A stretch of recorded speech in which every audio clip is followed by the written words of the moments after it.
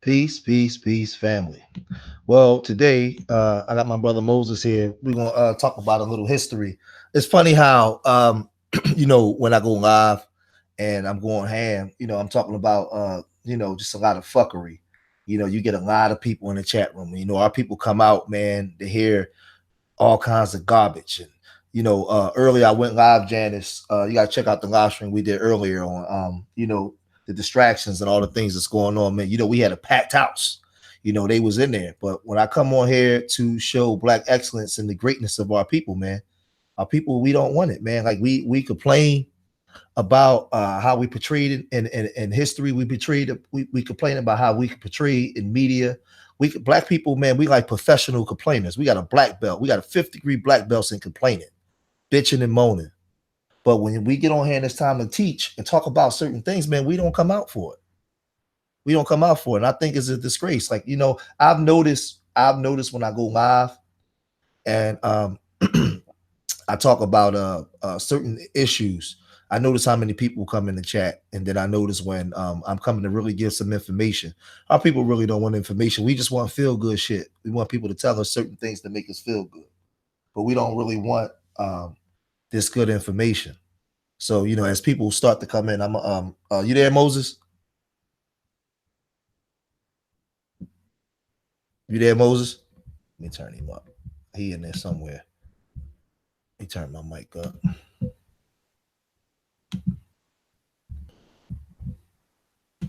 Yeah, what I'm gonna do, I'm gonna get right into it. I'm gonna share the screen. We have part 5 of our series of African American inventors. So I'm gonna share the screen. Hopefully people can come in and get this information.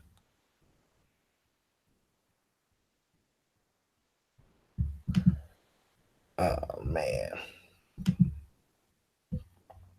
Yeah, you come in yet, Moses? All right, I can't see now. Yeah, so what I'm doing today is this is part 5 to a series that I was doing on the history of African American inventors and all of the things that we actually brought to the table.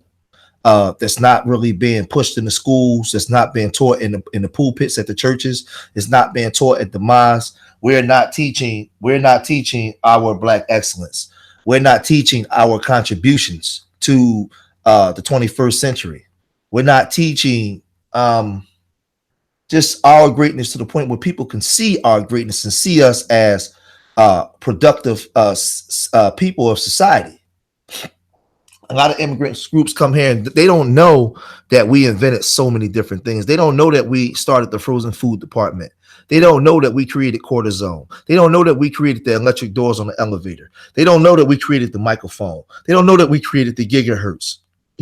All these things that's moving society today, like these people are not aware of what our grandparents and great grandparents did and brought to the table.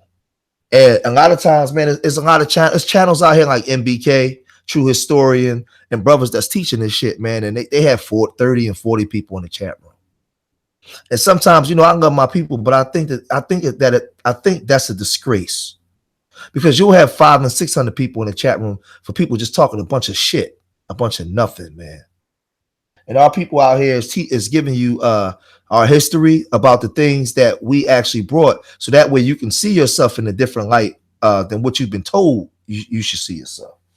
But like I said, man, people, man, sometimes I don't understand our people. I'm trying to tell you, I had up to 150 people in the chat room earlier, Janice, when I was talking about the Iran-Contra, when I was talking about R. Kelly and all these different things. I think this right here, what I'm about to show, what I'm about to lay out for the next hour and a half, it's going to be way more important than that.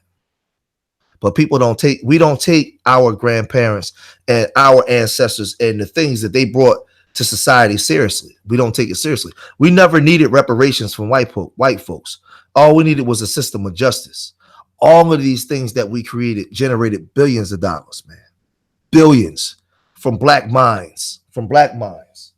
Like I said, people don't know it. This is Marie Van Brittain Brown. She was born in 1922. She died in 1999. Marie Van Brittain Brown was an inventor of the first home security system. Now, I don't think that you guys understand what I just said. This woman was the inventor of the first home security system. She also is credited with the invention of the first closed circuit TV.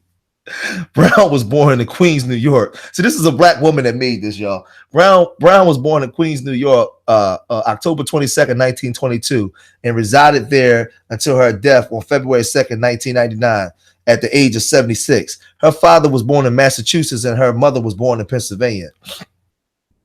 The patent for the invention was filed in 1966, and it later influenced home security systems that we still use today. Brown's invention was inspired by the security risks that her home faced in the neighborhood where she lived. Marie Brown worked as a nurse, and her husband Albert Brown worked as an electronics technician. Their their work hours were not the standard 9 to 5, and the crime rate in their Queens, New York City neighborhood was very high. Even when police were contacted in the event of emergency, the response tended to be slow. As a result, Brown looked for ways to increase her level of personal security. She needed to create a system that would allow her to know who was at her home and contact relevant authorities as quickly as possible. Brown's security system was the basis for a two-way communication and surveillance features of modern security. Her original invention was comprised of peepholes, and a camera, monitors, and two-way microphone. The first element was an alarm button that could be pressed to contact the police immediately. 3 peepholes were placed in the front of the door at the height levels. The top one was for tall persons. The bottom one was for children, and the middle one was for anyone of height average. At the opposite side of the door camera was attached with the ability to slide up and down to allow the persons to see through each peephole. The camera picked up images that would reflect on a monitor via wireless system. The monitor could be placed at any part of the house to allow you to see who was at the door. This is in the freaking 60s, y'all. This is in the freaking 60s. So, and this is the stuff that I've been telling you guys, because I'm not even gonna get hyping, get screaming and cursing today. This is the stuff that I've been telling you guys. We never needed reparations from white folks. All we needed was a system of justice. We never ever needed white people to. If white people left today, we would still survive. We created so much stuff that you guys don't know that we brought to the table, but they keep via the media creating these images about us to make you see yourself as less than. So you begin to reflect behavior that's less than human. This is the mind and social engineering that they did to us. But how many of you guys even knew who this woman was? And this is the stuff that I'll be trying to tell you guys, man. You're not going to get this when you go to church. You're not going to see no pictures of her up in no places that we worship or in the schools. It's just not going to happen, because these places are not out to give black people any sense of nationality or pride. So now when you paying your bill for your home security, you should think of Marie Brown, because this black woman was the start of all of that.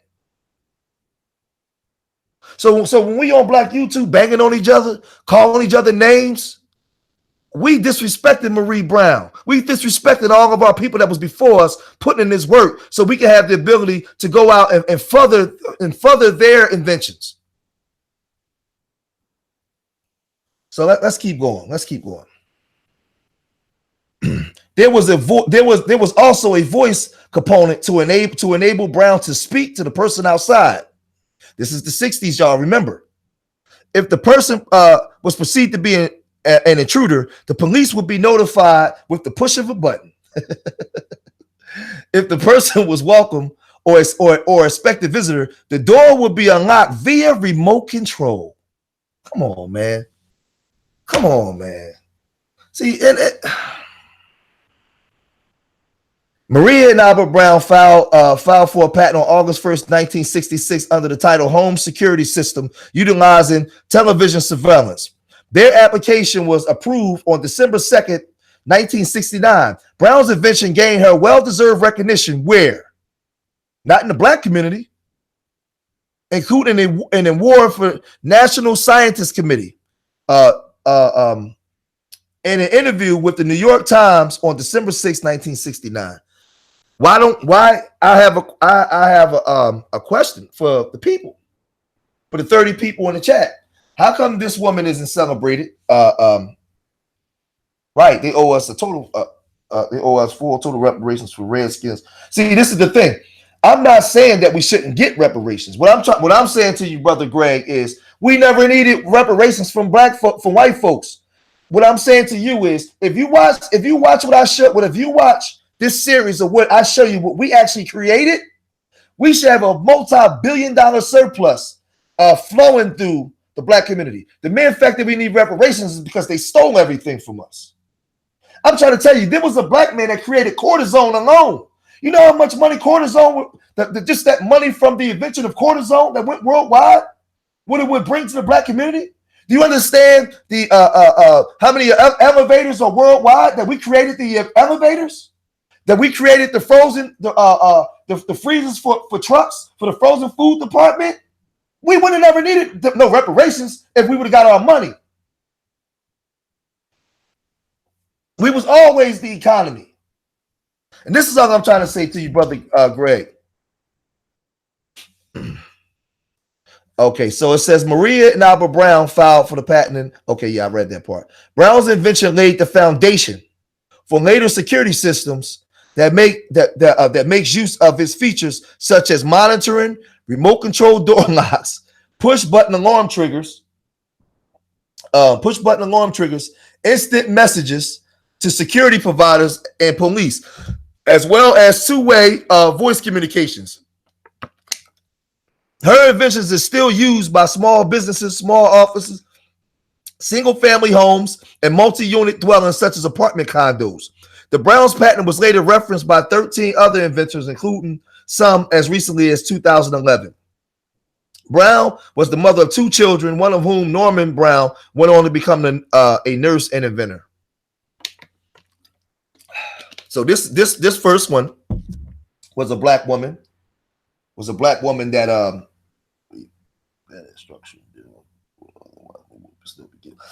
that's not the fact that we bad at structuring deals, Antonio Wade. It's the mere fact that our grandparents and great grandparents didn't have great formal education, and we didn't know how to do business, and laws were set up to keep us out of certain loops economically.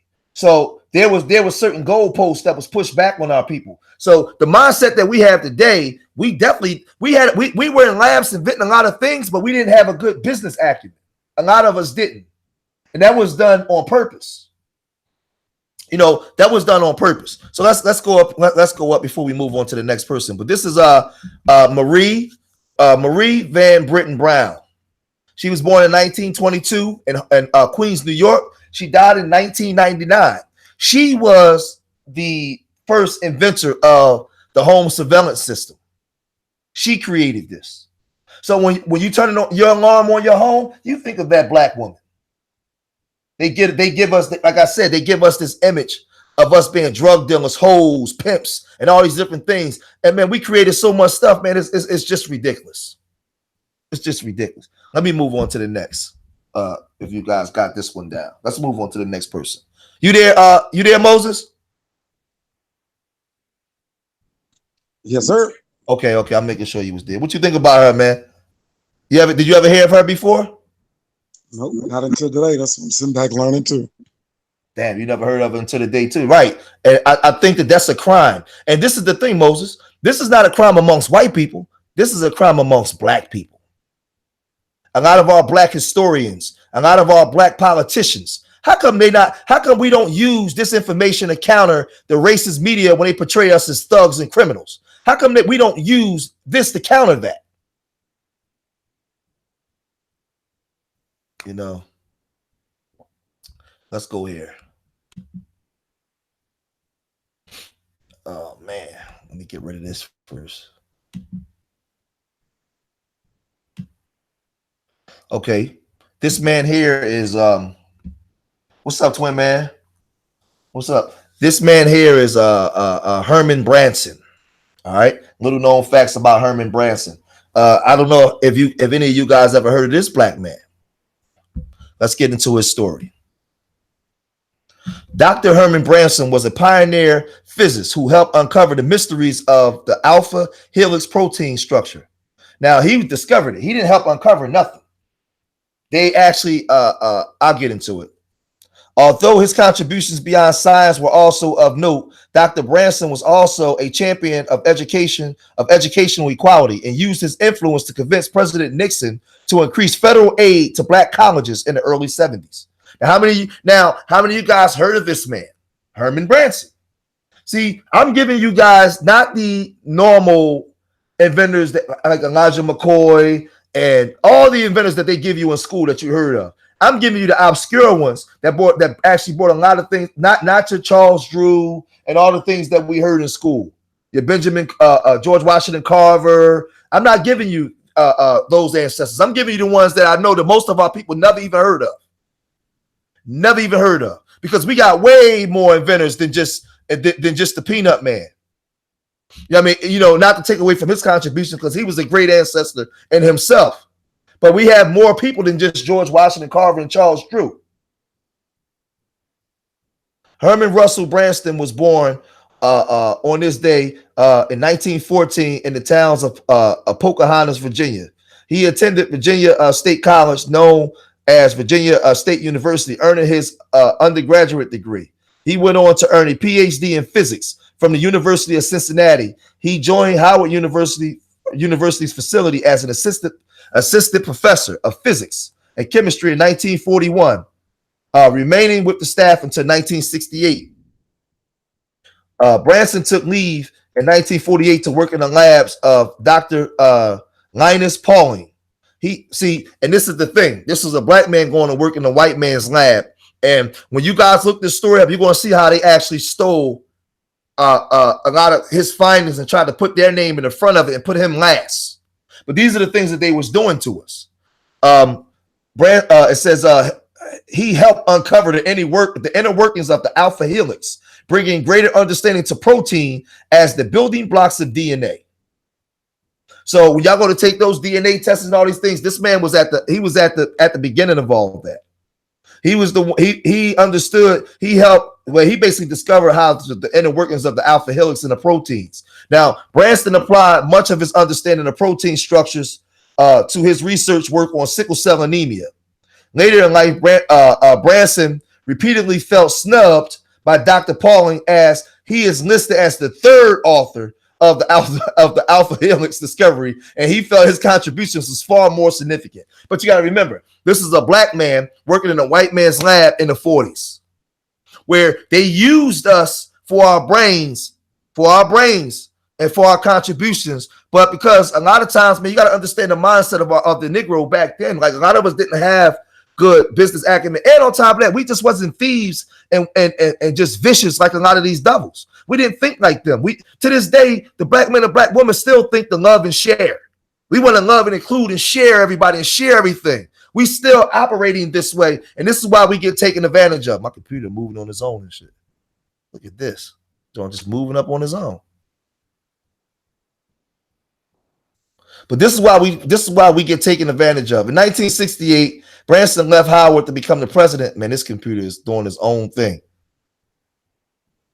In 1968, Branson left Howard to become the president of Central State University in Wilberforce, Ohio. He left there to do the same thing at Pennsylvania's Lincoln University until his retirement in 1985. During that time, Branson co-founded the National Associations of Equal Opportunity Education, which was established to bring more funding to black schools. Branson died in 1995. Now, you guys need to know, let me move this out the way, just how influential this guy was at the forefront of the modern DNA of what you know now, and sickle cell anemia. But they're not telling our people this stuff, man. They're not giving right. George Washington Carver was responsible for so many things. But see, the thing is, Teller Green, we all know about George Washington Carver. It's so many other black people that brought things to the table that they don't tell us about. That was my thing of bringing up George Washington Carver and Charles Drew, Elijah McCoy, and the notable names that they let us know in school. But there's thousands that we don't know about, that they make sure we don't know about, and that a lot of our leaders are complicit and not allowing us to know. And this is why your sons and black boys don't see the greatness in themselves, because we don't know our history. They keep feeding us menace to society and boys in the hood and gangsters and basketball and rappers. We don't know that we was physicists and scientists and microbiologists and botanists, and we was all of that. Nowadays, you get the average black boy, he's not even good at math no more, because it's not taught to him. Like, man, we had all of this stuff, man. When we had to work with our hands and use our minds, we was the best mathematicians on the planet. And this is the thing. Let's go on to the next person. Where I want to go. Where do I want to go? Hey man, before you do, man, me and wifey was just talking about that math, the early childhood development. Who do you see inside of the second grade, third grade classrooms as your math teachers? It used to just be the white woman, but then they started taking math and science, and they found it to be the little Asian, or found it to be a little somebody with a heavy accent that made it even harder and even more discouraging. They started taking the little things outside of the curriculum or outside of the classroom, the teacher's ability to implement their own lecture style, to be able to use music, to be able to use those things that stimulated our brains early on. So in the early years, while you were learning math and the fundamentals of math, you lost your interest in it because you lost those things that helped you identify with those numbers. It became just kind of that evidence-based, well, here's what the answer is, rather than that hands-on approach to actual learning. And so fourth grade, fifth grade, while others are able to move into the more complicated streams of math, you're still stuck on the basic. They can go into the big circles and they can start applying where math and science, or where they kind of intersect rather between math and science. But if you didn't really learn those key elements in the first part of math, then you're not able to move on to the big, the quadratic triangle and those deeper elements of math. And then what do they do even then? You start moving into junior high, and you'll also start saying that it's not African Americans. You move into the public sector or public education, where you see it's not overly funded, or where they can complement their classrooms with technology and with advanced learning styles. Then they start teaching more towards the test. And so not only did you not get the fundamentals in an earlier age, not only did you not have a teacher that you could connect with, not only did your teachers not have, the additional resources to help you understand math, and then not only did you not get the intersectionality pieces of math and science, now you're moving into high school and you're missing those key elements that allow you to be able to compete. So yeah, we got some struggles. The African American in the classroom is not really respected, is not really accepted. The things that happen in the community that make it harder for you to identify with a black man's power as a source of, as leadership. As a student, let's look at it from the lens of that, troublesome youth. I'm a freshman now in high school. I'm a sophomore. I'm smelling myself. I got other distractions that allow me to move away from, that they make my excuses stronger, Brother George. I'm a freshman, and my distractions are a little bit more attractive, and my excuses are a lot more effective. I'm feeling myself. I'm smelling myself. I would rather be texting. I would rather be hooking up and dating. And that's some of the same behaviors that you'll see in some of the grown folks who be on these YouTube channels even, or some of the ones, if you have a live stream like the one you're having tonight, that presents information or learning, something that they can build with, something that helps them understand what we're up against, versus another live stream, which is a little bit more entertaining, another one which will give you some tea, another one which can talk about some housewives, another one that feeds your attraction, your appeal towards women and men in some cases, but not this one. So Right. it can pull you to the distractions because there are some fundamentals that are missing. They took out those things that you really needed to help you learn, and now you're filling that space with things that just keep you entertained. Right, and I agree. Let's go here to another brother. This brother was David Nelson Crosthwait Jr. You're not going to learn this in school. He was an inventor, journalist, and engineer. Born in 1898, he died in 1976. David Nelson Crosswalk Jr. David Nelson Crosswalk Jr. was. I'm gonna go back where you guys can see the picture of him, because they don't have a picture on the biography, but I can go back. David Nelson, an African American pioneer in the field of heating and air conditioning, best known for heating up Radio City Music Hall. And all right, born in Nashville, Tennessee, in May 27, 1898, David Nelson Crosthwait Jr. studied mechanical engineer at Purdue University before taking a job as a CA with the CA Dunham Company, now Dunham Bush Inc. At Dunham, Crosswalk conducted innovative research and designed a heat system for Rockefeller Center and Radio City Hall. He held 119 patents, 39 in the U.S. and 80 internationally, all in relation to heating, cooling, and temperature regulating technology. See, again. See, this is the games that they play. So now we're getting into heating systems and all these different things. And again, there's a black man, there's a black person standing at the door. So before we even start, right off top, we got Marie Brown. She's creating a home security system. Now we got a black man. He's at the doorstep of the heating systems when you heat your home. He heated Radio City Hall and all these different things. Born in 1898. This is another black person. So again, it goes back to our economics and us not getting our true economics and true credit for the things that we bring into the table. And the thing is, Moses, we was creating these things. We was actually creating these things under duress, under overt racism, not being forget the illusion of inclusion. It was no illusion. We was excluded. They weren't even letting us in a lot of places.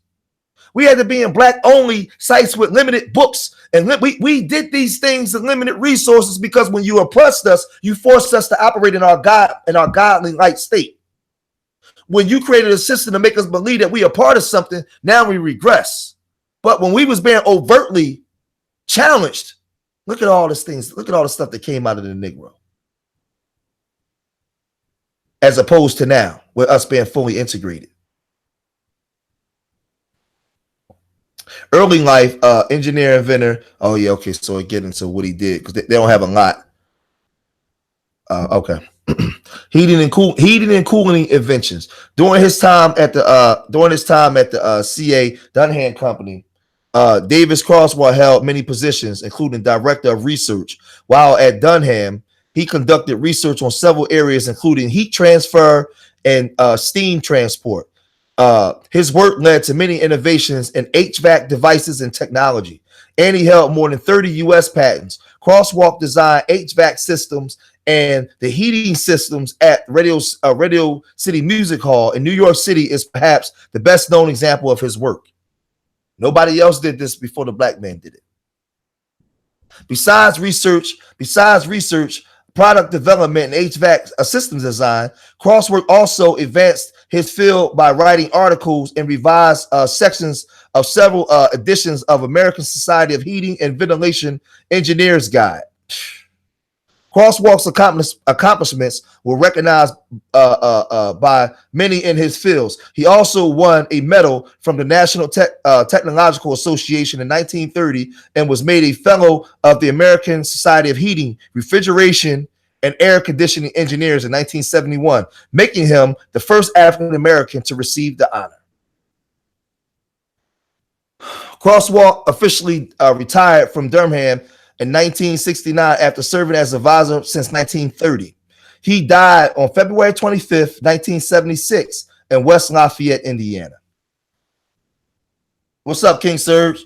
So let's go back. Let's get the name, and then we're going to go back. So I'm going to go back so you guys can actually see what this man looked like.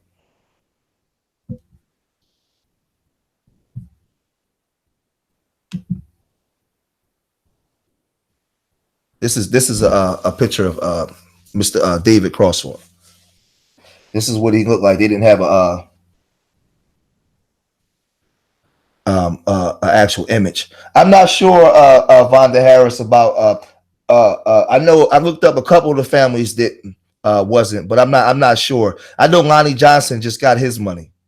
When they gave him pennies on the dollar, he just got a $75 million check from the Super Soaker. But I know that he got robbed. It made over $1 billion. They gave him $75 million. Yeah, but this is a picture of Mr. Crosthwait. Let me go here. Let me see. Yeah, let's go ahead and Lloyd Ferguson before I get to the other ones.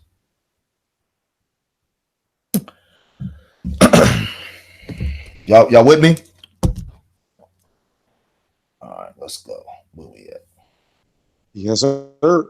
Okay, let's go here now. And you see that Moses. That brother, he actually was in the beginning of the ventilation systems. Like, now watch this though. Hold on. This brother right here. Oh, okay, yeah. Watch this.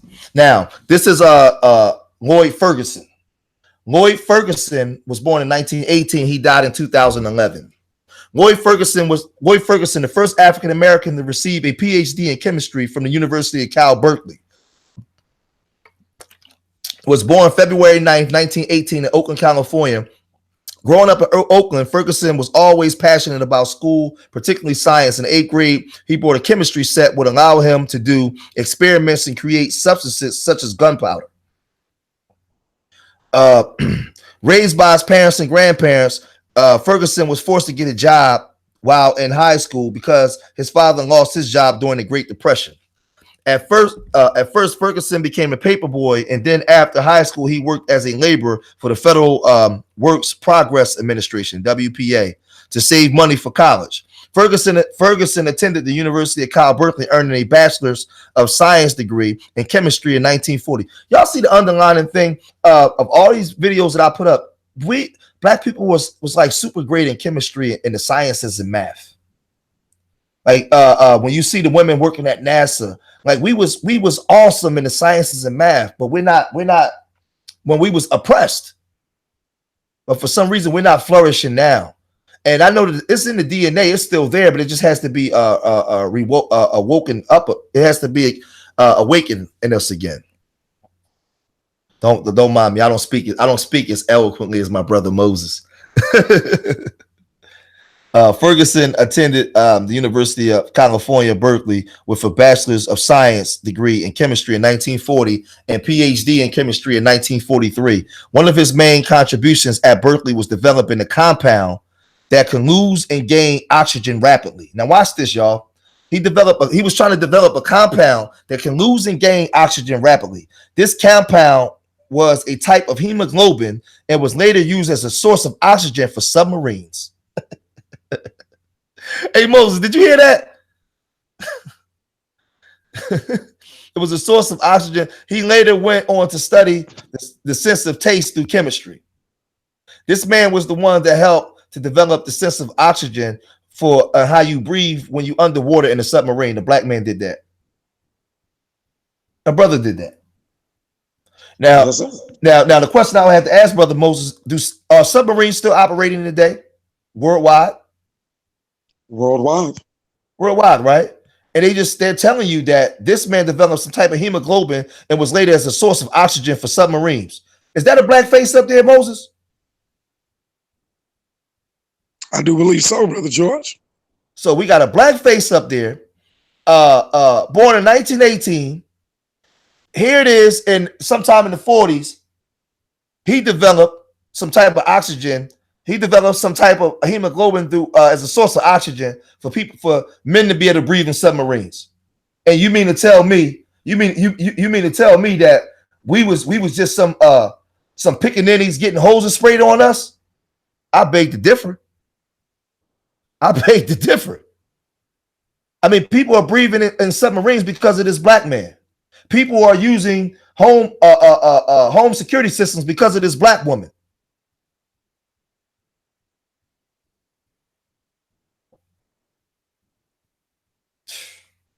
People understand protein within the alpha helix because of a black man. They playing games with our minds, man. They playing games with our minds. What's up, K. Archie? Plant-based. Let's keep reading. Ferguson joined the facility in North Carolina Agriculture and Technical College in Greensboro, North Carolina in 1943. And in 1945, he moved to Washington, D.C. to join a facility at Howard University, where he chaired the chemistry department during the early 60s. While at Howard, Ferguson created, Ferguson also created the first doctoral program in chemistry at an African American university. So this man created the first doctoral program in chemistry at an African American university. This is Lloyd Ferguson. So when you're going to get your doctoral for chemistry, you better know who this man is, because he was the one that set it up for you. But like I said, you don't hear most black leaders talking about none of this stuff. He left Howard University in 1965 to become chair of chemistry department at California State University at Los Angeles, where he remained until his retire in 1986. Ferguson is a member of the American Chemical Society and has done research for National Institutes of Health. He died now, but he lived in Southern California. So this brother right here was the ones that created the hemoglobin as a source of oxygen for you to be able to breathe in submarines. I showed you guys where there was a black woman that created the computers for rocket ships, for rocket planes to operate. It's a black woman. It was black woman. We had our hand in every damn thing, man. Where we at? Where we at? Where we at? Let's go over here. Where we at? Where we at? Let's go here.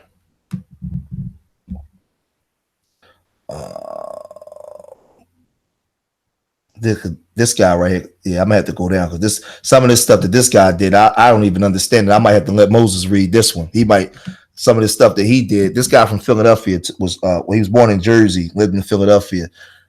This is Dr. Harold Amos, the first African American microbiologist. So he's the first African American microbiologist. Harold Amos Wilson was not only the first African American to qualify as a microbiologist, he is also a renowned scientist and educator and mentor and active Frankopow. I don't even know what that is. Frankopow. He was born in Pensacola, New Jersey, to Mr. Howard R. Amos Sr. and Miss Lola Johnson. His father was employed by the Philadelphia Post Office. His mother was employed by a renowned Philadelphia Quaker family. His mother, Lola, was adopted by the Quaker family since her childhood years. The family took her in and gave her a home as well as homeschooling her together with their children. When she got married to Mr. Howard, the Quaker family maintained close ties with Miss Lola, and they supplied her family with various reading materials. At one time, the Quaker gave Miss Lola family a certain book that was the biography of Louis Pastors, and Harold became fascinated fascinated when he heard it. This was the trigger that initiated the interest in microbiology by Harold Amos. Specifically, Harold was intrigued by the pasture and used goats as experimental animals. In addition to his natural dislike for his family goats, that made Harold all the more interested in microbiology. He attended a segregated school in his home Pensacola, and graduated top in the class. See, when we was under oppression in these segregated schools, we was forced to be great. We had no choice but to fight to be great because of all the things that we was up against. From which he attended the Camden High School, found in New Jersey, where he graduated in 1936 to join. Hold on a second.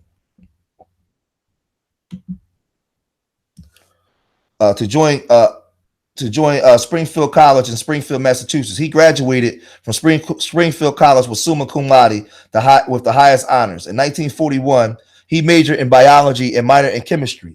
He took a position of a graduate assistant at the institution biology department. He left this position to join the Army in 1942 as a warrant officer in the battalion which supplied gasoline to troops.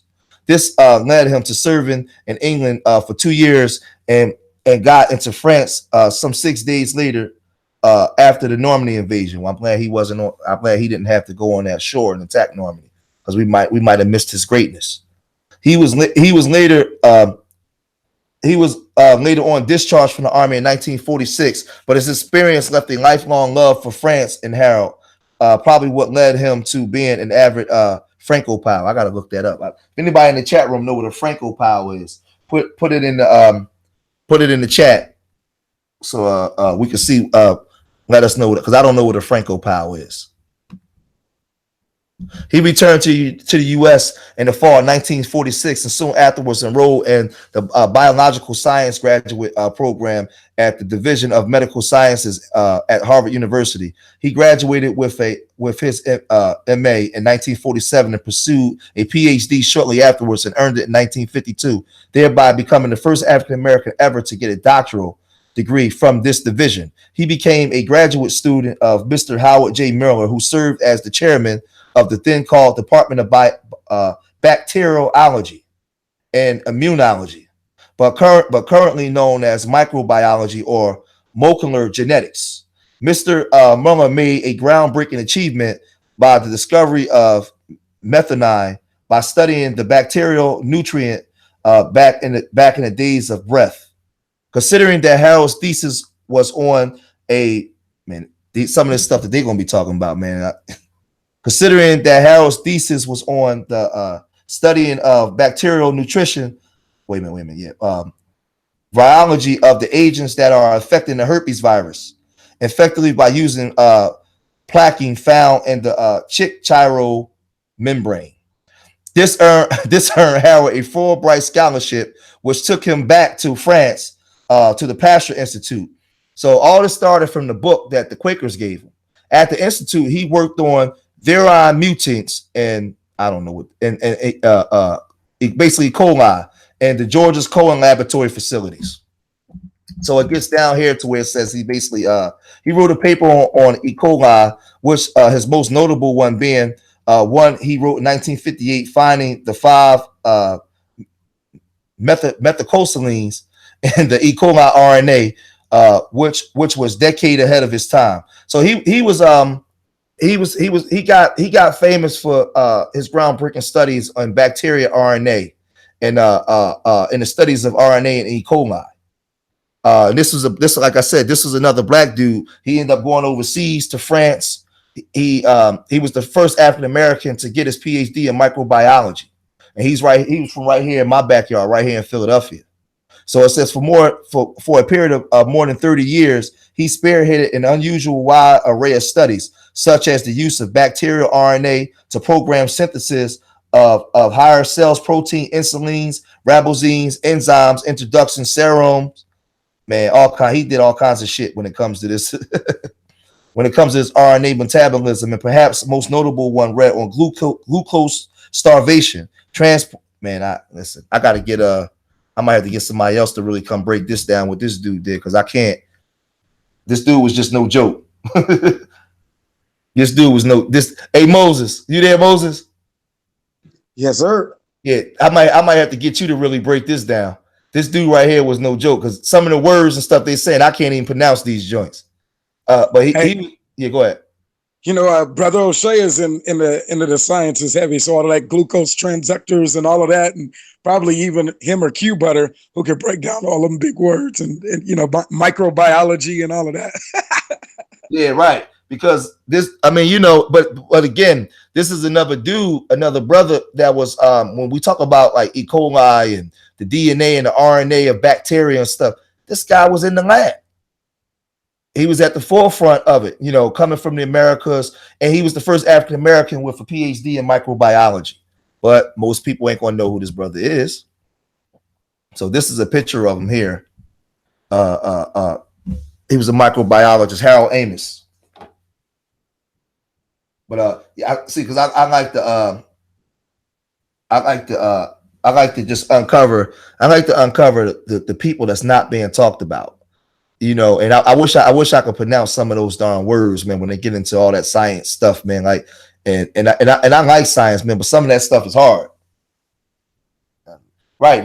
Yeah, it was behind the making of Jack Daniels. So this is Harold Amos. Let's move on to the next person. Let's go. Where am I going? I went to Lloyd Ferguson. This is Lloyd Hall. Okay, yeah, let's go to Lloyd Hall.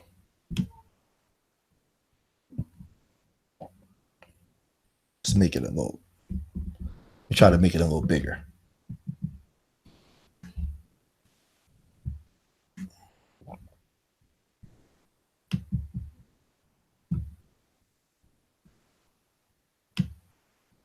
All right, Lloyd Hall, a brilliant chemist. He was a brilliant chemist. Another. Damn, my bad. Hold on. He was a brilliant chemist. Lloyd Hall. On this date in 1894, Lloyd Hall was born. He was an African American chemist. Lloyd August Hall Lloyd was born in Elgin, Illinois. His father was a Baptist minister, and his grandmother was one of the first black preachers at the church where his father was the minister. After attending high school in Aurora, Illinois, he received his bachelor's degree a bachelor's degree of science from Northwestern University in 1914, a master of science in Northwestern in 1916, and a doctor of science from Virginia State College in 1944. Dr. Hall served as junior and senior sanitary chemist of the Department of Health Laboratories for the University of Chicago from 1915 to 1919. He also served as chief chemist 1919 to 1921 for John Morrell in the company of Atma, Illinois. He was president of the Chemicals Corporation, Chicago from 1921 to 1924. Dr. Hall served as a consultant for Griffith's Laboratory from 1925 to 1929, then as technical director and chief chemist of Griffith's Laboratory in Chicago in 1929 to 1946. From 1946 to 1959, Lloyd served as technical director. He was all over the place as an assistant chief inspector of high explosives and research for the United States government in World War I. So it's going to get down to what he created, because this guy was amazing. Dr. Hall served as a consultant. Oh, all right. Dr. Hall was a consultant in the substances development and research laboratories of the Quartermaster's Corps of the United States Army during World War II. He held over 100 patents in the United States, Britain, and Canada. After his retirement, he became a consultant for the Food and Agricultural Organization of the United States. Lloyd Hall is responsible for many of the meat curing products, seasonings, emulsions, bakery products, antioxidants, proteins, hydrolysates, and other substances that keeps our food fresh and flavorful. Well, we know that this had to be a black person, Moses, because don't nobody season their food like us. But again, it was a black man. It was a black man in the lab. Now watch when I get into what he was creating. Now, where we at? All right. Many of today's foods preservative chemicals were pioneered by Dr. Hall's research. So the preservatives in your food, before his discoveries, food preservatives were a matter of chance. Now, how come we don't know this, Moses? So when we talk about food preservatives, well, let me ask you a question, Moses. Is food preservatives a multi-trillion-dollar business globally? I can't even call it. It has to be, though, right? If not, a lot of food that these people eat go bad. So a black man was at the forefront of majority of this stuff, right? This is what they're saying. So the most common preservative was a mixture of sodium nitrate and sodium nitrate and sodium nitrate. Preservation could be unreliable since too much sodium nitrate made foods bitter and unpalatable, but too little would not protect against spoilage. Lloyd Hall developed a successful combination of complex chemical salt that has helped prove to be the most satisfactory curing salt marketed in this country. God damn it. So this man developed some type of complex chemicals with salt to make your food not go bad. So we got a black man that developed the freezers.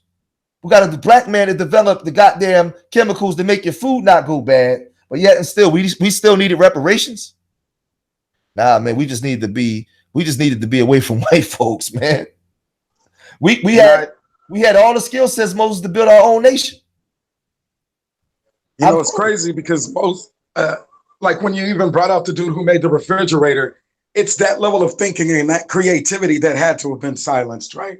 In order for one to remain above the other, you had to silence those means of survival. So we don't know what to do with our food. They didn't know about salt until Africa. It was precious. They didn't know how to keep their food on a plantation. And then the refrigerator had to be made, not just the slave plantation refrigerator, but all the components for the real refrigerator. And then even then, they were still canning and jarring, but they didn't know anything about food preservation beyond those means. very primitive people until they were able to tap into and to leverage the creativity and the genius of the African Americans.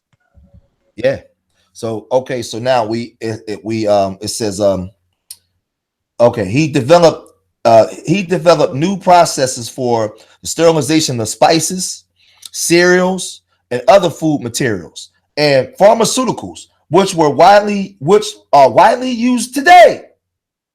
Now we know that the pharmaceutical company is a multi-billion-dollar company. How come they don't talk about this brother Lloyd Hall? This is why I don't go for on my brother O'Shea channel a lot of them black coons coming on there disrespecting our ancestors and telling us about things in the past and forget about it. How can I forget about Lloyd Hall? And a lot of y'all eat steak and red meat and cereals. Every time you go and get some milk or go get some food, you better think about Lloyd Hall, because it's the mere fact that you can put that crap in your freezer or refrigerator and it don't go bad because of a black man. So don't you dare tell me to forget about the past. I need to bring up the past as much as we need to, because our people don't even know who these people are. Don't ever let nobody tell you to forget about the past when you don't even know who a Lloyd Hall, a brother Lloyd Augustus Hall is, but you eat steaks.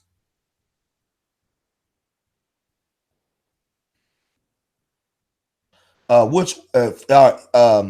pharmaceuticals, which are widely used today. In 1924, one of Hall's clients, Griffin Laboratories, gave him his own lab to finish his work. In 1925, he was appointed chief chemist and director of research. I'll just imagine if it was our own. Damn, hold on. Lloyd Hall pioneered antioxidants. He pioneered antioxidant use when he discovered that foods with fats and oil spill when certain ingredients react with oxygen in the air. He was the first, not the second, not the last, not the person in the middle or the person video camera. He wasn't the one recording it. It says that he was the first to use chemicals, lecithin, propyl gallate, and man, these words, and palmate as antioxidants. And he developed a process that made it easier to mix these chemicals with food in order to protect it. One of his most successful products was an antioxidant salt mixture. His efforts in this area convinced Griffin Laboratory to open up a large manufacturing facility devoted to protein hydrosalts.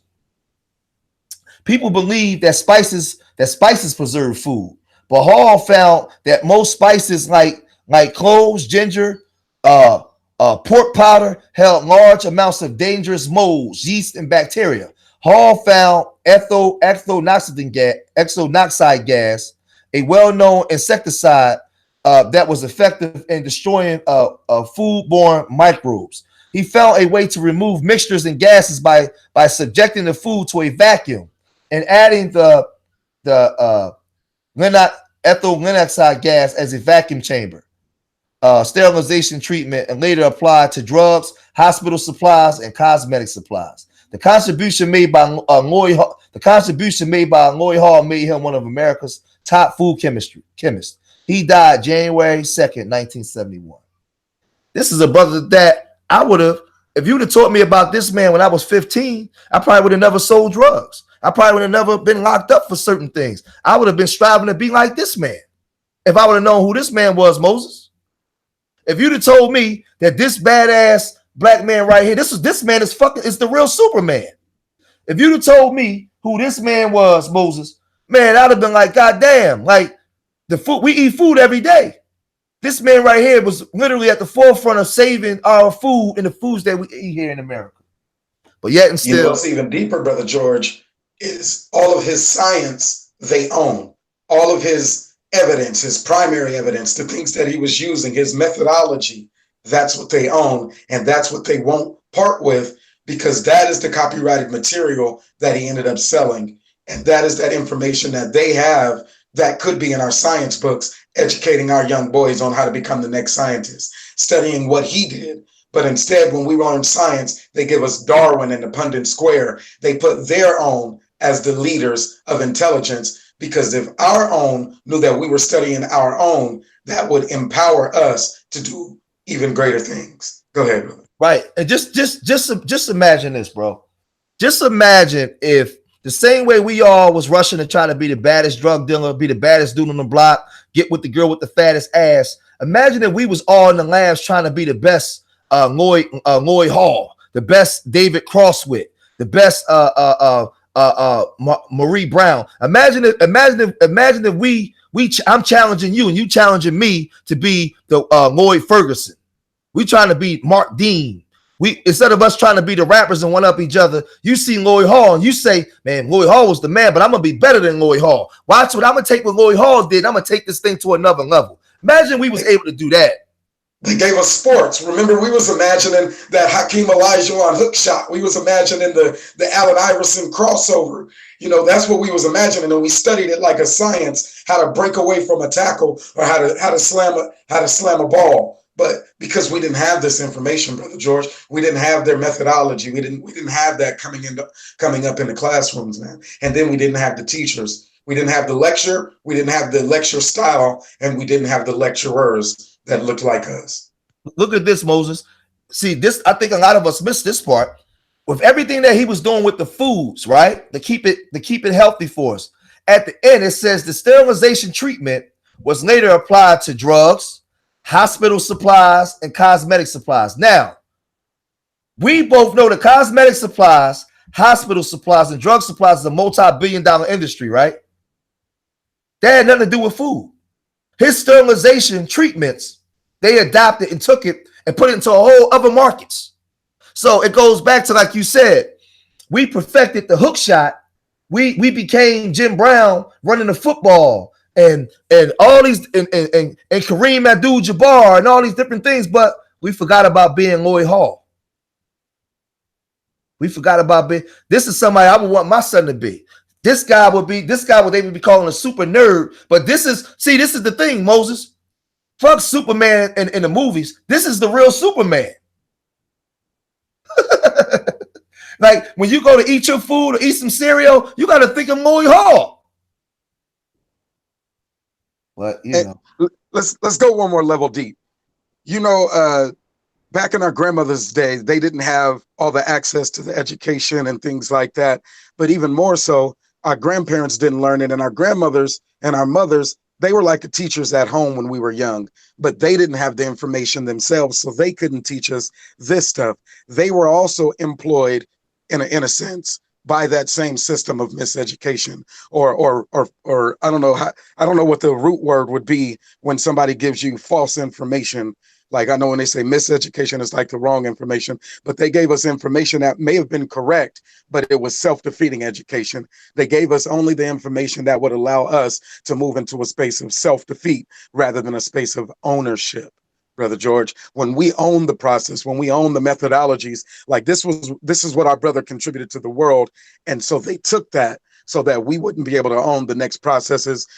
And what happens? Sterilization can then be put in the food, and it can then be purchased by the eugenic society to make our women less sterile so that we're only producing 2.5 children, to make us want to move into a space of smaller families so that the idea of socialism or communism can't prevail. So that if we do want to become agrarian like Booker T. Washington would have advocated for, to own land and the resources to produce our own foods, that we don't have the irrigation system, that we don't have the seeds like Monsanto, which is multi-billion or trillion-dollar industries now and global. And we don't have the means to compete on a global scale, even on a local scale. We can't have the energy or the enthusiasm to even produce our own salad gardens in our own backyards, because now it looks like slavery. We're not going to empower ourselves. We won't feed our own communities. We won't feed our own families, let alone our own communities, because these methodologies, these systems have been taken from us. Right, I agree. So here we go. So now we go to this brother here. We got 3 more. So we got him and then 2 more. And this brother here is Mark Dean. I don't know if I covered him before. I'm not sure, but I just threw it in there because I wasn't sure. But Mark Dean, he's actually still living. Mark Dean is a computer programmer inventor in 1957. I kind of think that I covered him, Moses, but I'm not sure. But I'm gonna do it anyway. What the hell? Computer scientist and engineer Mark Dean is credited is credited with helping develop a number of landmark technologies, including the color PC monitor, the industry standard architecture system bus, and the first gigahertz chip. Now, let me ask you, Moses, what would the computer be without the gigahertz chip?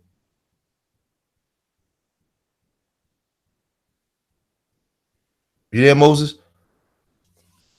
Oh, yes, sir. I was talking on mute. It wouldn't be anything. Right. So again, so we going over. We have a black man that basically got our food in check, and the so-called sterilization. We got a black woman that created the first home system. We got a black man that developed the double helix. I mean, so now we got a brother that created the first gigahertz chip, right? You see this, Janice? So okay, so born in Jefferson City, Tennessee in 1957, computer scientist and engineer Mark Dean helped develop a number of landmark technologies for IBM, including the color PC monitor. So he developed the color PC monitor and the first gigahertz chip. He holds 3 of the company's original 9 patents. Did you hear this, Moses? He owns 3 of the company's IBM original. The beginning. Moses, what does the word original mean? First. He holds 3 of them. Now, IBM is a multi-billion-dollar company, right? Yeah, that means there's hundreds of scientists in a room and everybody studying, trying to get to it. And the black man was first. Right. And he was the alpha dog in the room, basically.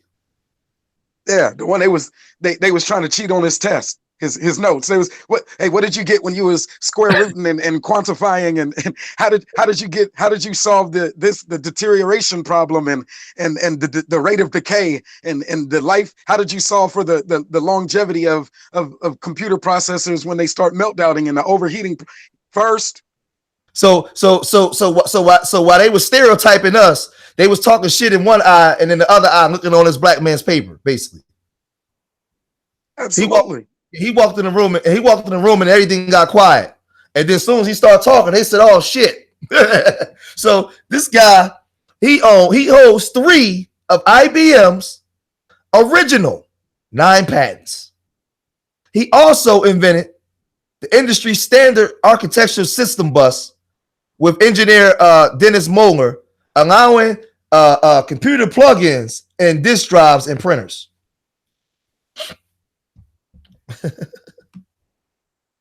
Hold on, let's get to early life. We got into where he was born. Let's go down to his contributions. Not long after college, Dean landed a job at IBM, a company he would later become associated with for the duration of his career. As an engineer, Dean proved to be a rising star at the company. So you mean to tell me that IBM, whose founder was a supporter of Hitler and the Eugenics Society and a staunch racist, took this black body and this black mind, and he became a star in this place? Working, see, most people don't understand IBM provided during World War II with the Jews. They provided they was branding the Jews. Like that's a whole nother story when you deal with IBM. But this brother was working there. He became a rising star at the company. Working closely with colleague Dennis Moeller, Dean developed a new industry standard architectural ISA system bus, a new system that allowed whatever that word is, devices like disk drives, printers, and monitors to be plugged directly into the computers. So I got a printer right now plugged into my son's laptop. So you telling me that Mr. Dean did that? He did that. The disk drives that you have, he did that. The end result was more efficiency and better integration.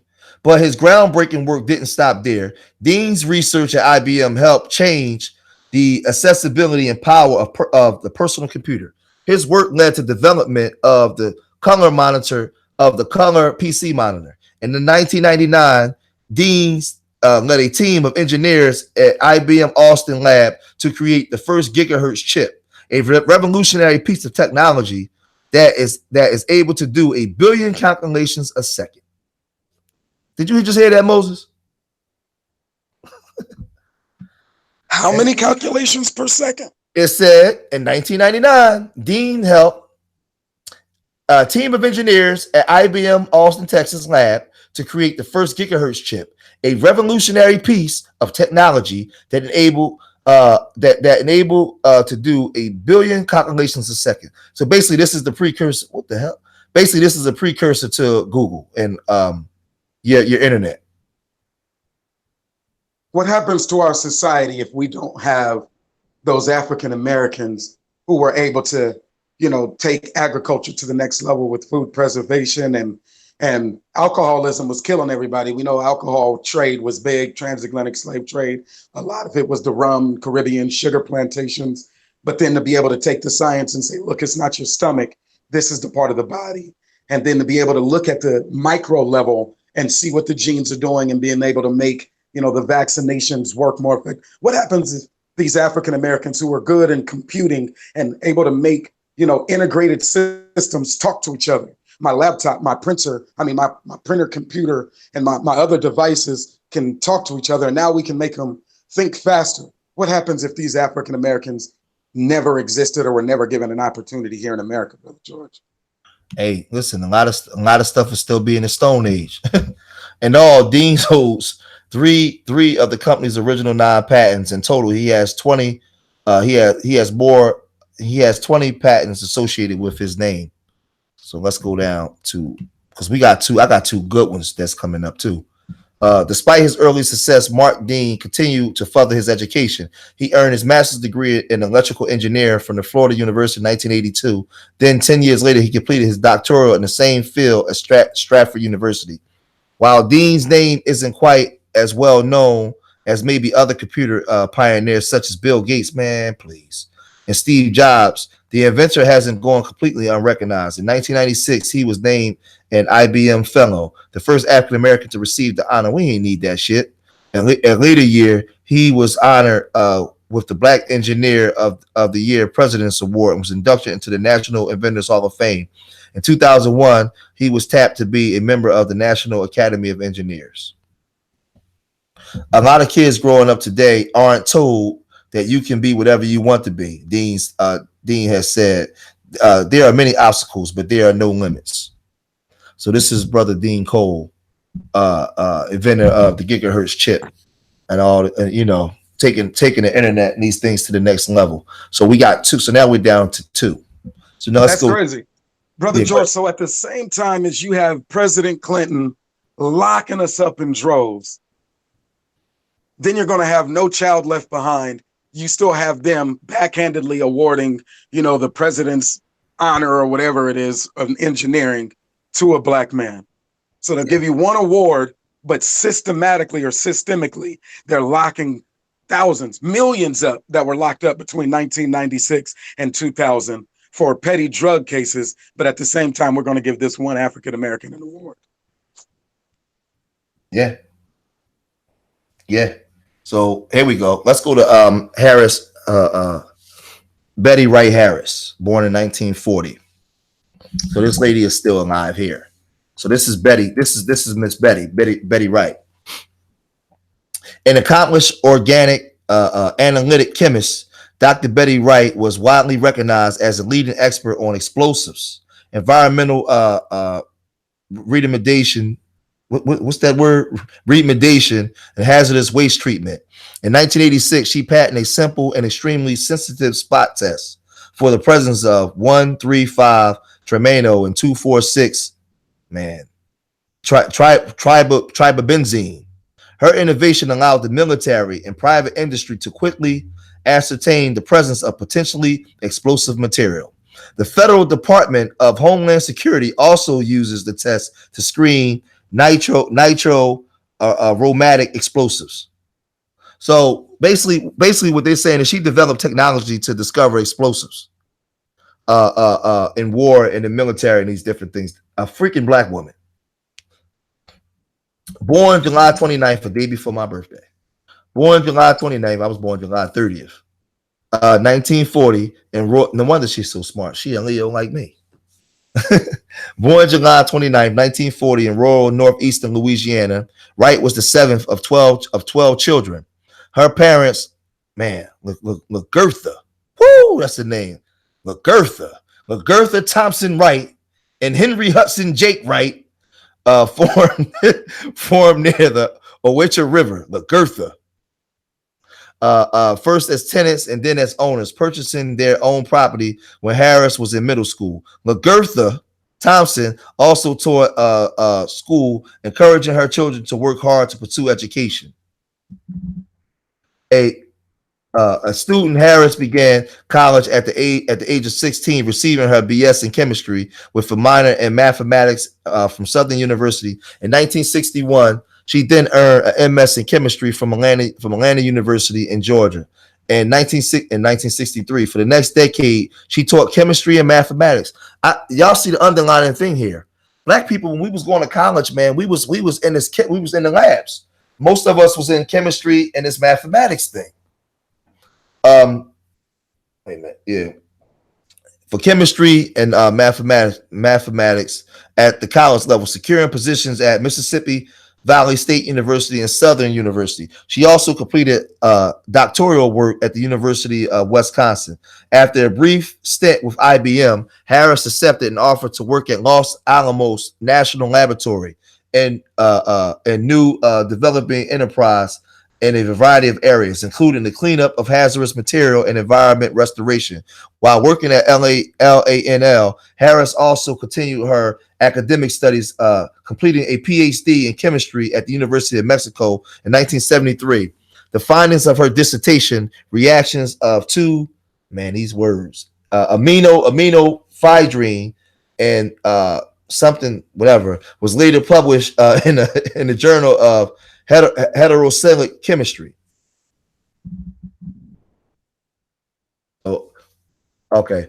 Over the course of her career at LANL,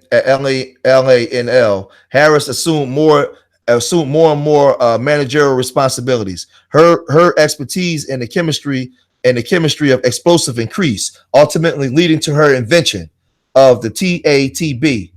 Spot test, U.S. patent 4,618,452. She also grew more interested in recruiting women and people of color to become scientists, establishing, for example, the summer program for promising high school students. She also created a chemistry badge for the Girl Scouts and participating in making a CD-ROM titled "Telling Our Stories: Women in Science" for McLean Media. So basically, she was known for creating the TATB, and that was allowing the military and private industries to quickly ascertain the presence of potentially explosive material. She created this, so that's sort of like when they got like grenades in the ground or bombs and certain things. It was a black woman that created this shit in the fucking lab. So, that's her. Let's go on to the hold on. Yeah. Let's go on to the last one. Yeah, black male economics. I agree.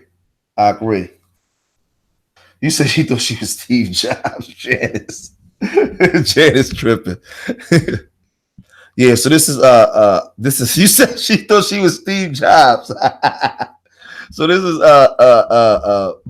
Betty Wright Harris. So let's move on to our last person. Make sure I got everybody. Okay, yeah, we got him. We got Amos. We got Dean Ferguson. Okay, this is the last person here. Of what we covering today. There's a lot of Lloyds. Albert Lloyd Quarterman. Born here in my backyard.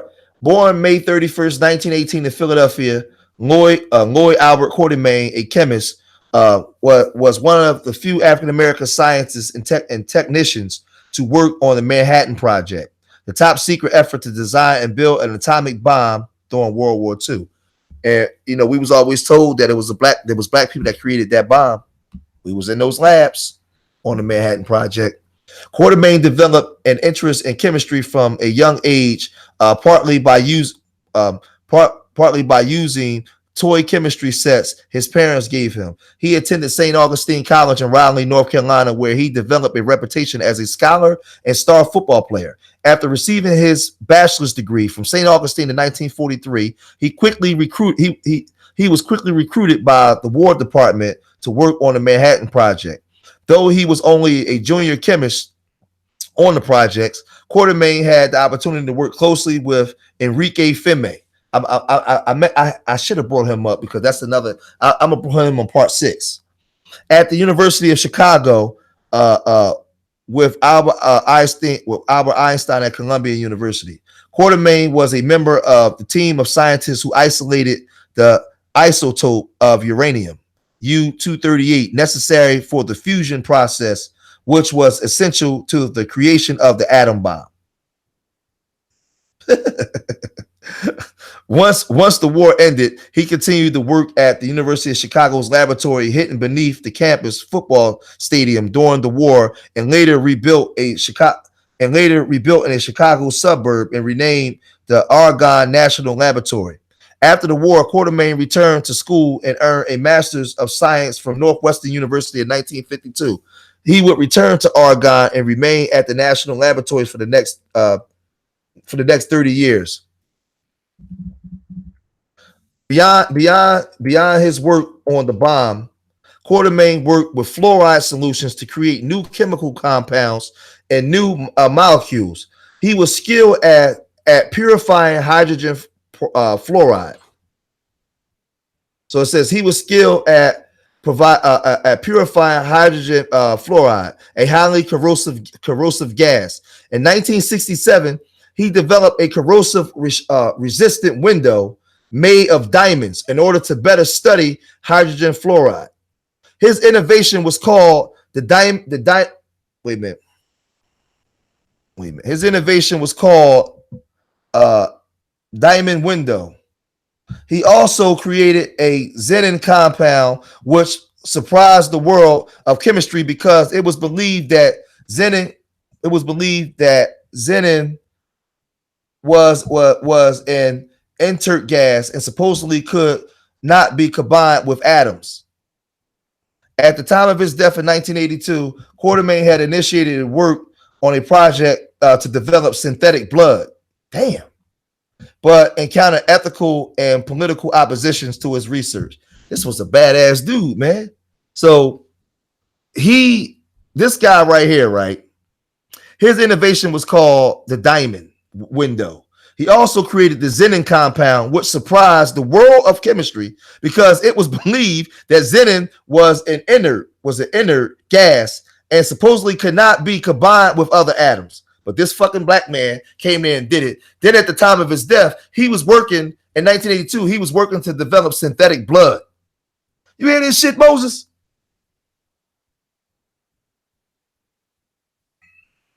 You there, Moses?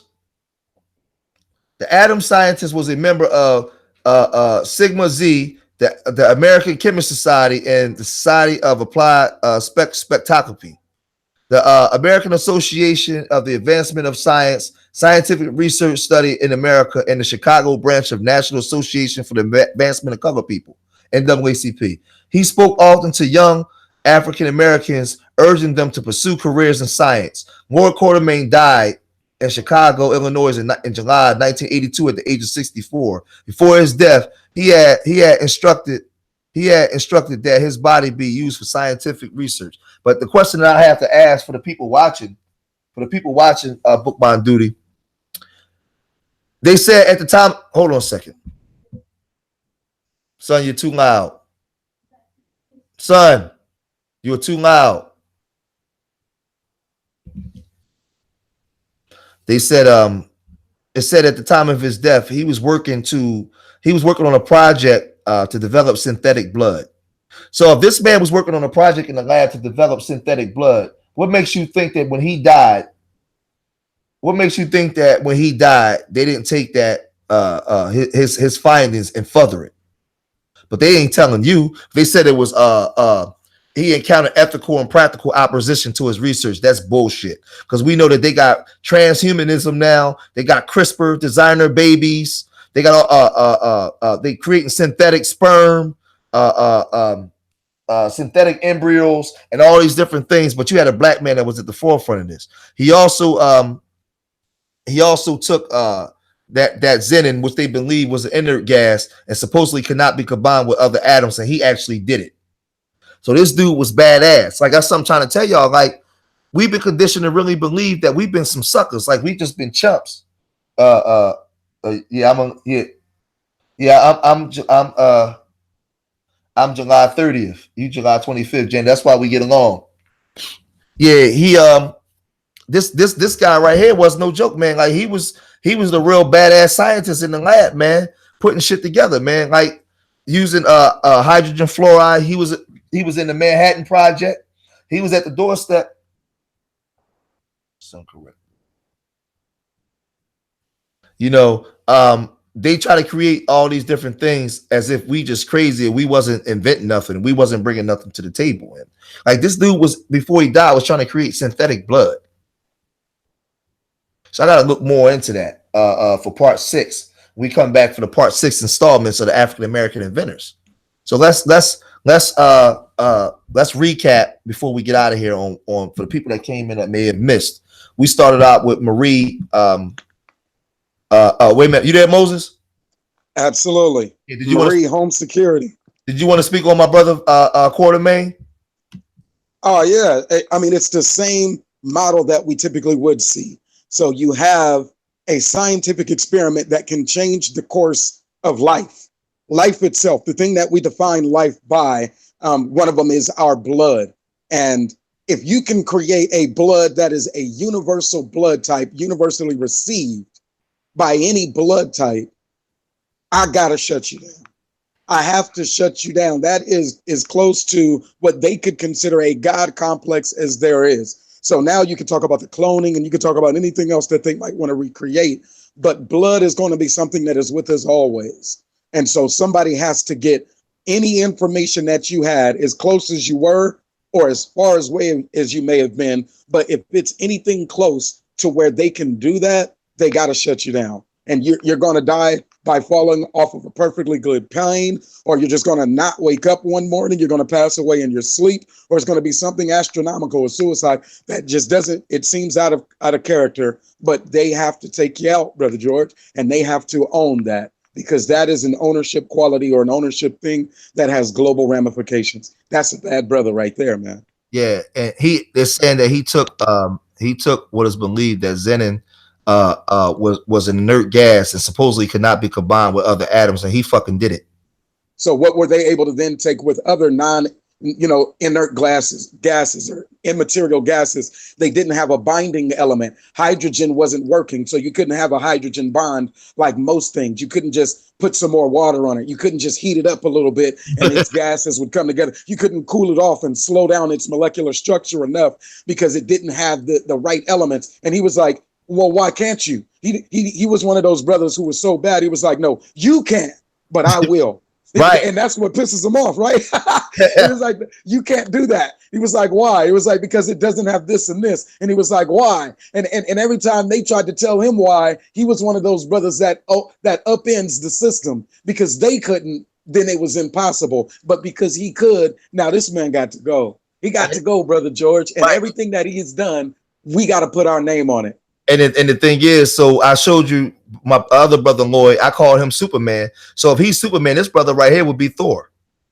See, all of these superheroes that we worshiping, we ain't looking at our own people. This is the real Thor. This is the one that's in them labs creating shit that these white people are befuddled. They like, what the hell?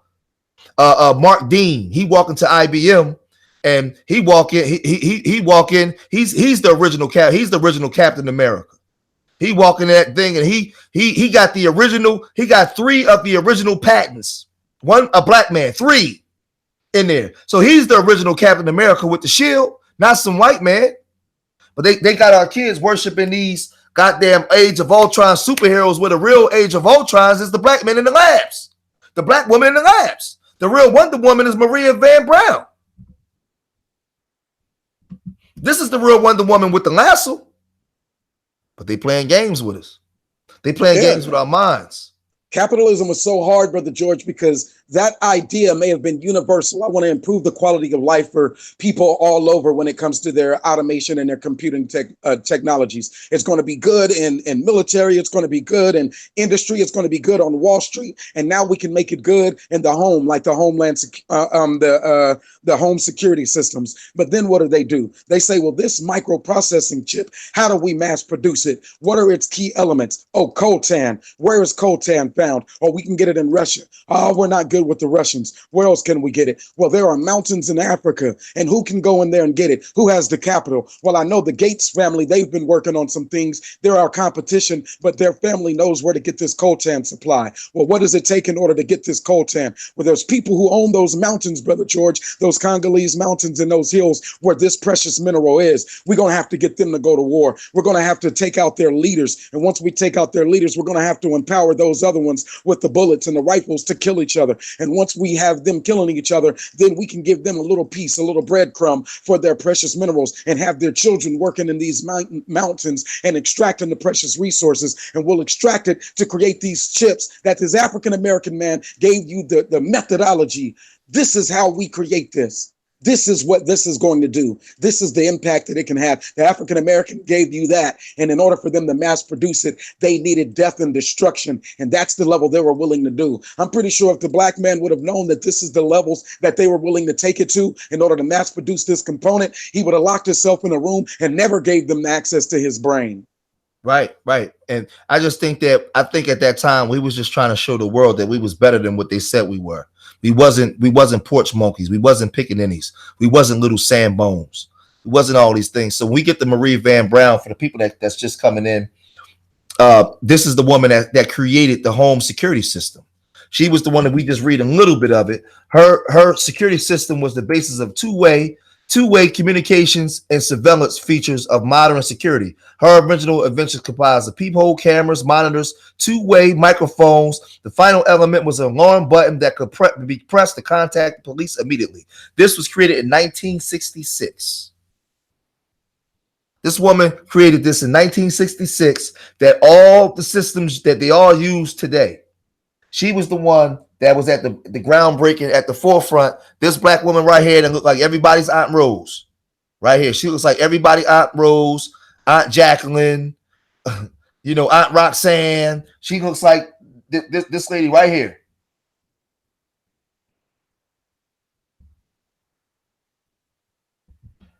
What's up, Full Circle? Peace. This is the lady here. So she was the one that had the cameras. It said that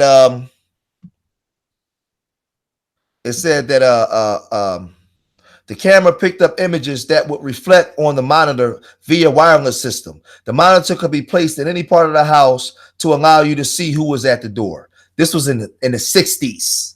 August 1st, they put in for the they got the patent on August 1st, 1966, under the title Home Security System Utilized in Television Surveillance. And she was the first one to create what was it? Shit. Hold on for a second. She was the first one to bring, where is it at? I got to get that. I got to get this out. She it's something that she did with the TVs. Damn, I can't. Well, if you got, when y'all go back and check into it, you'll see it, because I actually laid it out. But to this day, her invention is still used in small businesses, small office, single family homes, multi dwellings such as apartments and condos. So this lady here, she was at the forefront. Let's breeze. Let's breeze through. Let's close this out. This brother right here, Herman Branson, he was the pioneer of understanding the alpha helix and the protein structures. A lot of his innovations were stolen from whites that worked in the lab with him. But he was the one that understood how the proteins within DNA, and he had groundbreaking findings on sickle cell anemia. So when you go back, for you guys coming in, this is Herman Branson. Let's go here. This is Harold Amos. He's the first African American microbiologist here in Philadelphia, and he was important for RNA studies of RNA on E. coli and different things as far as RNA and E. coli. He was the first African American microbiologist. Then we get to Henry Betty. I said Henry Betty. I'm sorry. Betty Wright Harris. Betty Wright Harris. She developed the TATB. Her innovation allowed the military and private industries to quickly ascertain the presence of potentially explosive material. The Federal Department of Homeland Security also uses this test to screen nitroaromatic explosives. So she developed a technology to basically find out explosive material so that when you don't get your ass blown up. This was a black woman. Let's move on to the next. Brother Mark Dean. As me and Moses went over, this brother right here holds 3 of IBM's original 9 patents. He's the first. He created the gigahertz chip. He created the gigahertz. Here we go. Let's go down. He created they created the gigahertz chip, a revolutionary piece of technology that is able to do 1 billion calculations a second. That's the precursor to your internet. This man created this. He created the color monitor, the PC color monitoring. He created the systems where you can plug your printers and stuff up to your computers. This was created by him, Mark Dean. So let's move on to the next. Let's go to David. Let me go back. Where I had him. Was he here? Was I'm here with him? Okay, yeah. This was David Crosthwait Jr. This man right here was at the forefront of the heating in the homes. He actually heated the Rockefeller Center and Radio City Hall. He held 119 patents, 39 in the U.S., 80 internationally, all in relation to heating, cooling, and temperature regulation technology. This was a black man. So when you think of heating your home, you got to think of this man for a circle. He was at the doorstep. This was a black man. They're not going to tell you this in school. They're not going to tell you this on TV. Your preacher, see, y'all should go to the church and ask the preacher, how come y'all don't have just history month in the church, teaching black people about the greatness of themselves and not just Jesus. So now we can take the greatness of ourselves and the belief in Jesus and be great. How come y'all not teaching us this? But ain't nobody got the heart to ask the preacher that. Let's go to this man right here. This was Lloyd Ferguson. Let's go. This elder right here was the one. He created a compound. Was like a hemoglobin type that was later used as a source of oxygen for submarines. So he was the one that created the air, that created the oxygen for submarines, for you to be able to breathe while in submarines. A black man. And the reason why I'm saying the church, because the church is the majority of our people are. So if you're just teaching Jesus, but you're not teaching the black people the greatness of themselves, this Jesus stuff ain't working, because the communities are still on fire. If you teach black boys and girls the greatness of themselves, they will take that belief in Jesus and that faith and go to heal themselves and fix themselves, because they will see themselves as greater than what society has told them. And they will use that belief in Jesus, that I can do all things through Christ. Because my grandfather was great, my grandmother was great, my great-grandfather and my grandparents were great, and I come from a great line. And I'm going to use this belief in Jesus to take it even further, because Jesus told me I can do all things. And now that I know who I am, and where I come from, ain't nothing going to stop me. But if I'm coming to Jesus all beat down, crying and hurt, I'm gonna continue to just wait for him to come do everything for me. when our ancestors wasn't doing it. Our ancestors was in these labs making moves, man, getting all kinds of degrees. So I don't believe in the church thing, but I'm not going to ever disrespect the church because that's where my grandmama went. That's where your grandmama went. That's where our people are. So just take that belief and empower yourself with it, with the belief that I'm going to kick this white man's ass. I'm going to kick the political system's ass. I'm going to get everything that's deserving to me. And I believe with the belief that Christ is going to deliver me with this because I have faith that whatever I do, Christ is going to make sure I'm triumphant. How about we take that with that same belief? How about the preacher start preaching that? Let's go out here with the belief that Christ is going to deliver me because Lloyd Ferguson, Mark Dean, Betty Harris, Lloyd Quarterman, Marie Brown, they was able to achieve all of these things. So what stops me from achieving? We can't. Is that too much to ask for? We don't have to wait for Christ to come down and do it all for us. How about we go do a whole bunch, and if Christ come back, we can say, "Well, what's up, Christ? We was waiting. Well, we was told that you was coming, but before you came, we just went and got all this done. So that way you don't have to do as much." That's the mentality we should have, right? So if you get me, the only way you can get me back into the church is for me to reprogram the way we've been taught. I'm going to go out and fight for my people, develop everything that I can develop with the belief that Christ is going to be with me everywhere I go, and I'm not going to fail. Nobody's going to be able to stop me because Christ is with me. And if Christ is with me, who's going to stop me? I'm not going to sit here in church crying and listening to the preacher say the devil's been kicking my ass all week and I'm about to get my breakthrough. We in there shucking and jiving and dancing all through, and then I'm giving offering. And then I go home to the same bullshit man gentrified out my house. No, I'm going to get with a group of black people, and we're going to develop economic plans to stop gentrification with the belief that Jesus is going to make it happen. That's what we're going to do. And if it don't happen, then we're going to have to question our belief systems. How about we do that going forward? How about we start teaching our children that for the generation going forward with the belief that we can do all these different things? I ain't telling you not to believe in Christ, but I'm telling you to actually show the power of it. I ain't telling you not to believe in Muhammad or Buddha, but let's show the power in it. Let's show the power and the faith that we have in it. That's all I'm saying. Let's go where we went. Let's go. Oh, there we go. That's all I'm saying to the family. Okay, let's go to the original Superman.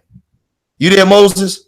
Yeah, I'm here. Don't just stop at the belief, but that while you was living and while you was executing, while you was actually being a soldier in the army of the Lord, that your fight was for the right cause. That you knew that if your technology, your creative energies, your productive capacity was used in the hands of the other man, that they were going to take it and use it against your own people. And that you, being on the side of good and the side of righteousness, the side of your own people, decided that you would not be an agent working against what was good for yourself and your own community, your own family, and your own people. That your energy, that those books that you read, the information that you consumed from it, the way that you processed information, the methodologies that you created, all of that could be used to greater the cause for your own people, not to be used for the people who are working against your people. Hemoglobin and blood types and sickle cell anemia cures and vaccinations and nutrition, preservation of food, irrigation systems, anything, solar energy, the conversion, the computing devices, technology could all be used to preserve the quality of life for you and your people, and that you would not be a tool that would take away that freedom, that liberty,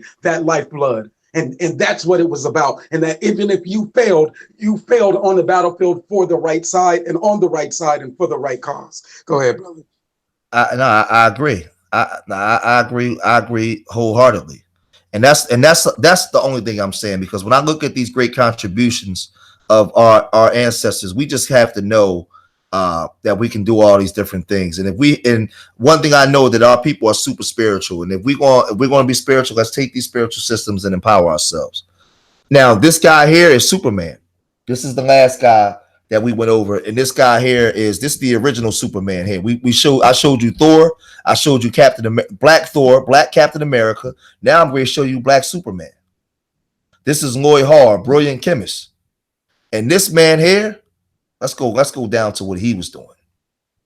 But the people that wasn't in the chat room, you know what I'm gonna do, Moses? I'm gonna reread from here down, just so that people could see what this man did. It says the most common preservatives was a mixture of hold on. Nope. Okay. After his retirement, he became a consultant to food and agricultural organizations of the United Nations. Lloyd is responsible for many of meat curing products, seasonings, emulsions, bakery products, antioxidants, proteins, hydrocylates, and other substances to keep our food fresh and flavorful. Many of today's food preservative chemicals were pioneered by Dr. Hall's research. Before his discoveries, food preservatives were a matter of chance. So what we know is people eat food all around the planet. And this man was at the doorstep of showing you how to properly preserve your food. So while we were looking at Superman on TV and we're saying, great Scott, I mean, that's Batman. And we're saying Superman flying through the sky and doing all this shit, right? And we looked at this white man with a red suit on. I mean, with a red cape and the blue suit. But the real Superman was this man in the lab fixing your food. The most common preservative was a mixture of sodium nitrate and sodium nitrate. Preservation could be unreliable since too much sodium nitrate made foods bitter and unpalatable. But too little would not protect against spoilage. Lloyd Hall developed a successful combination of complex chemical salt that has proved to be the most satisfactory curing salt marketed in this country. He developed a new process for the sterilization of spices, cereals that you eat in the morning, that your children eat, other food materials, and pharmaceuticals, which are widely used today. In 1924, one of Hall's clients, Griffin Laboratories, gave him his own lab to finish some of his work. In 1925, he was appointed chief chemist and director of research. Hall pioneered antioxidant use when he discovered that foods with fats and oils spilled when certain ingredients reacted with oxygen in the air.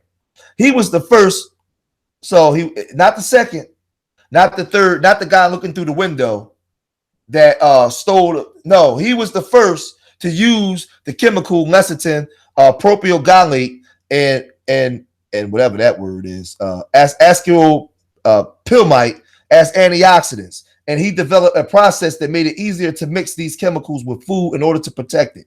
One of his most successful products was the antioxidant salt mixture. His efforts in this area convinced Griffin Laboratories to open a large manufacturing facility devoted to protein hydrosalts. So this is a black dude that was convincing these billionaires. What's up, Chief Holiday? That was convincing these millionaires to open this manufacturing lab.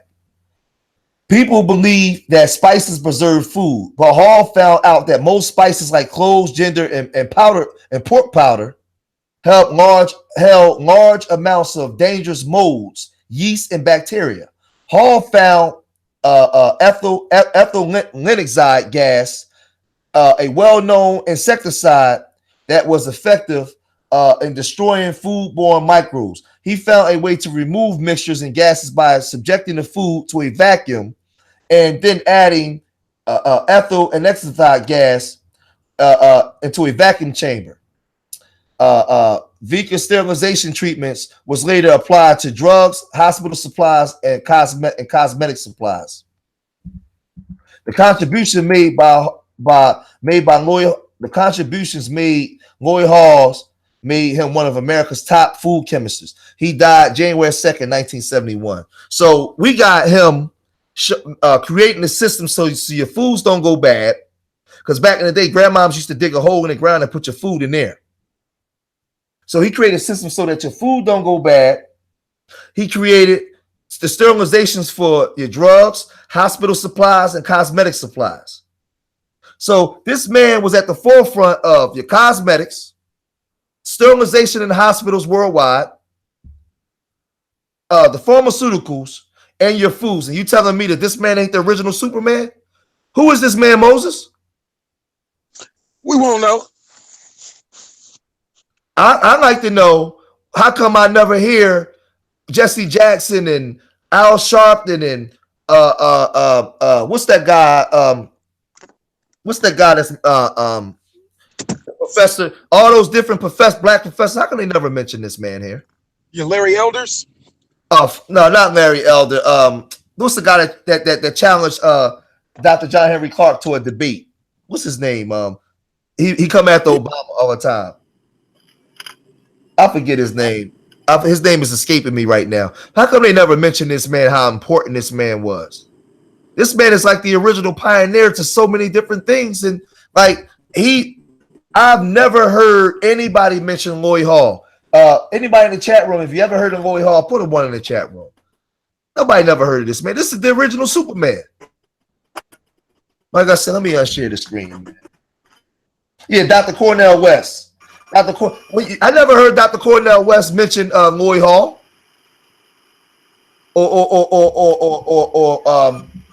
or this man here, Lloyd Quarterman, who was developing synthetic blood. I never heard of none of these people. I never heard them mention none of these people. Let me unshare the screen because we're about to get out of here. There's a noise coming through, Moses. Hold on, give me 1 second. Yeah, yeah. So, what's up, Bookman Duty, Black Male Empowerment, King Sir? Wagstar. I want to thank everybody for coming to this. You know, just to watch this show, man. To sit down with us for 2 hours and get this information, man. Because take this stuff back, and if not anything, show this stuff to your kids. And that's why I'm trying not to cuss so much in the videos, because I want you guys to be, and I don't think I cussed at all in this one. I want you guys to be able to go and show this information to your children. I want you guys to be able to sit with your children and just let them know the greatness that we come from, man.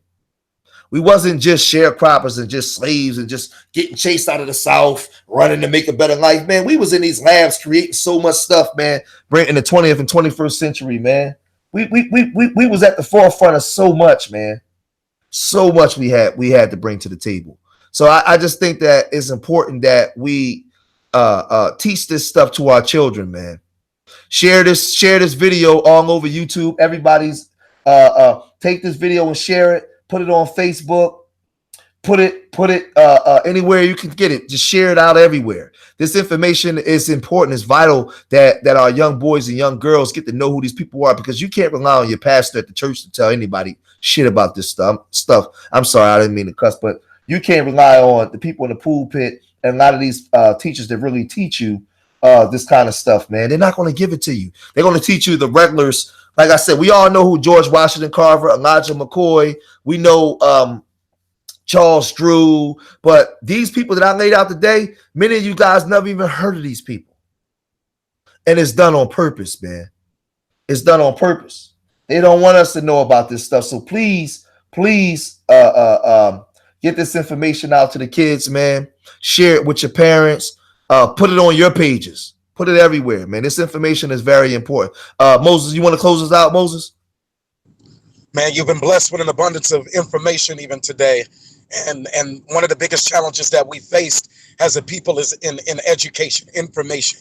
And those who had been pillars in chemistry and biology and these STEM courses, now we can finally look back and see that we have those pillars. But when can we finally start to reclaim information that they studied before they became a corporate peon or somebody that worked for IBM, and their processes, their patents, those 3 patents, when they were looking at refrigeration or when they were looking at microbiology, and they found out how to combine these precious elements, and that information, that science that's currently absent from the textbooks, not just their name, but their bring that to light. How can we make that a part of our lives and our conversations? And how can we make that a part of our curriculum that inspires the boys and girls that we know and that we love and that we father and that we mother? How can we make that information available to them? They can learn and grow up empowered because they see that we've done it, that we are those people, so that we can continue to be those people. Man, thanks for the information, man. Thanks for allowing me on the platform. I'm learning and growing with you on this journey, so I always appreciate being able to just to chime in. I know a little bit about what I know, and then I like to build on that with the information that you bring. We try to keep it chronological. We don't want to keep saying the white man is the devil, or the white man is enslaving us, or the white man burdened us with these problems. But it seems like the more and more we discover we have African Americans who empower us, the better it is that we are at having these conversations and having these arguments or having these debates with those who don't believe, with those who may be conservative politically, but not pro-black spiritually or mentally, with those who may be a part of a religious institution, but not a part of the Black family institution as we all would like them to be. I mean, so once we are better equipped to have these conversations and to say, well, did you know about this? And let me tell you about this. Our arguments are now more credible. Our arguments are more powerful, and our arguments, it might only inspire somebody to watch this video once, but that's change. It might only inspire somebody to have that conversation once or twice, but that's change, because up until this point, they weren't even talking about the positive side of the Black experience across time. So, Brother George, I thank you for it. Thank you for your platform. Thanks, everybody in the chat. Thanks for those who'll be in the replay. Yeah, good. And I just implore everybody to check out the other ones, because we up to part 5. If you go through the channel, my channel is under attack. I got a second strike today, man. YouTube is just all over me. So I'm in the process of saving my information, because I got a lot of good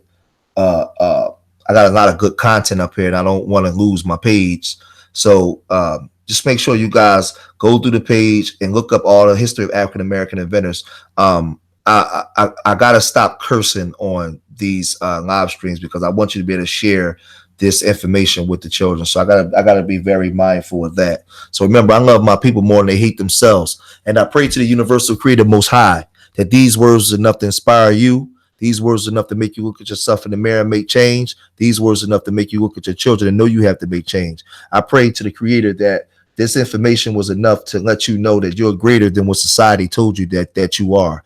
You are greater than what these TV shows and this rap music and the crack written communities have told you are. You come from a line of greatness, and I'm proving it to you every day. We were in these labs. We were very instrumental in the creativity and bringing things to the forefront in the 20th and 21st century. We were in these labs. We were very instrumental.